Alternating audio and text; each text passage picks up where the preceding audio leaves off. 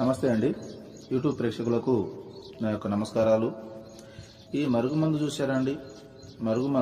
మరుగుమందులో రెండు రకాలు ఉంటాయి. మనకు ఒకటి వచ్చేసి తినే తాగే దాంట్లో పెట్టేది, అంటే అది కడుపుకు పెట్టేదన్నమాట.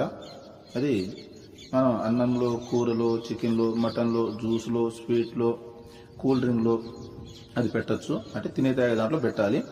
అది కడుపుకు పెట్టేది వస్తుంది.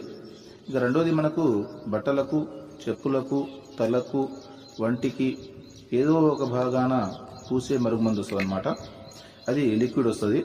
అది పవర్ఫుల్ లిక్విడ్ అనమాట. అది కొద్దిగా అంటించినా ఇక మనం చెప్పినట్టే వింటారు, మన చెప్పు చేతలో ఉంటారు. అంటే వాళ్ళకు మనం చెప్పింది ఏదమవుతుంది అనమాట.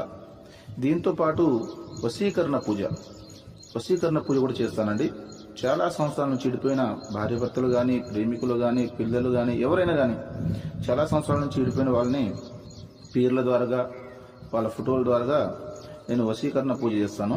వశీకరణ పూజ చేసి వాళ్ళని దగ్గర చేస్తాను.